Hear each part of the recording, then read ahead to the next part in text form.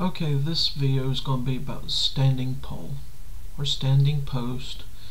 It has several names. It was first referenced during the 3rd century BC. It was common in the Shaolin traditions. Its dates of origin is uncertain. Really don't know for sure. But it became fairly common in the Qing dynasty in the 17th century. The term standing pole may not have been applied to the static posture.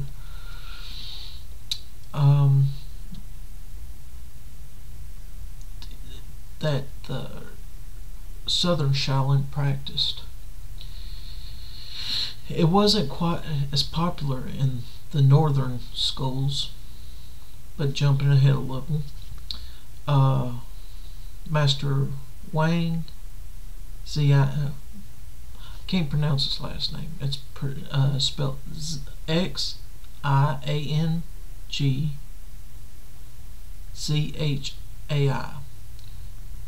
Anyway, Master Wang was born in the Hubei province.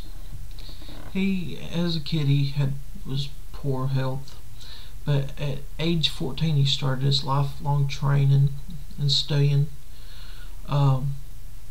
He started with Master Yun Zhen, but he was only with him for 6 years. But at age 20, after his master died, he struck off traveling around seeking new masters to train with and build his knowledge, whether it was from the various styles of Chinese boxing to Tai Chi, Qigong, so forth. But anyway, when he arose to great fame in the 1920s, he noticed that more people were spending more time on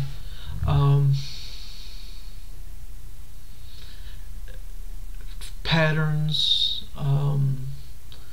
postures, and neglected the whole idea that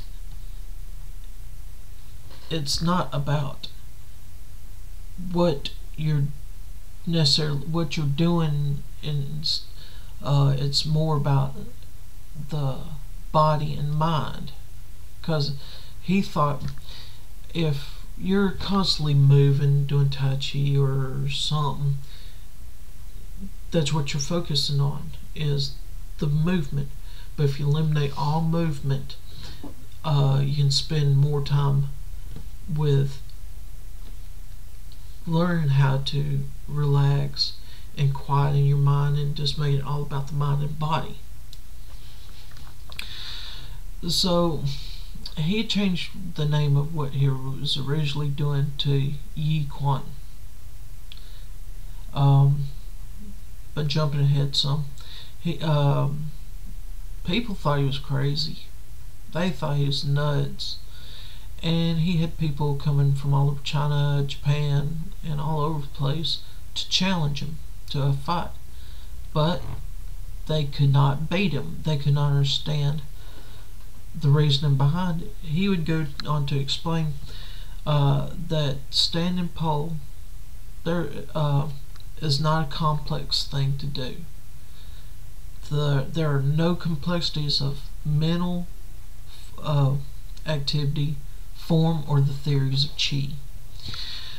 The name standing pole is a bit misleading because he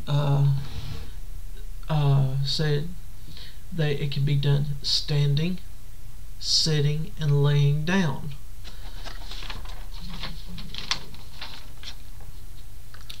But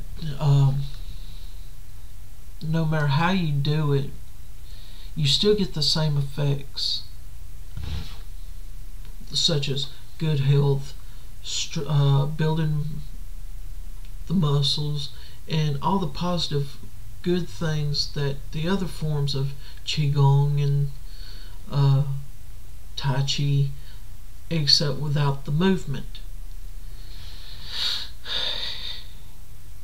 And Master Wang in his later years called himself the old man of contradictions.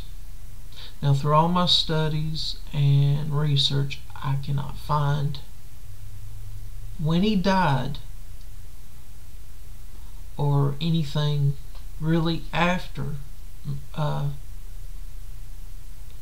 really think well I really can't find anything more except the knowledge that in the later years there has, just like in anything, everybody has their own way of doing it.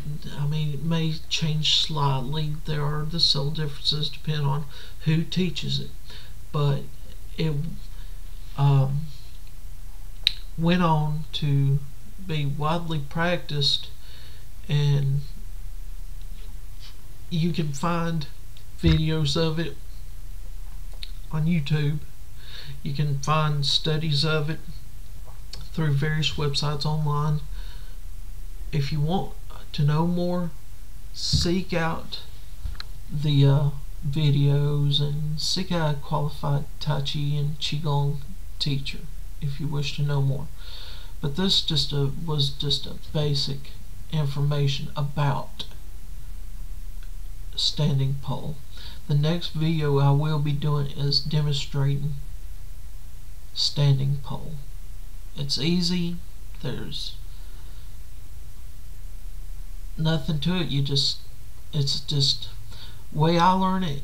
I learned the static standing pose. I would like to find out the others, the sitting way of doing it, and which I think would be pretty simple, and the way of doing it laying down. But like I said, the next video will be me demonstrating standing pole, and that will be posted. Well, I will be doing that soon.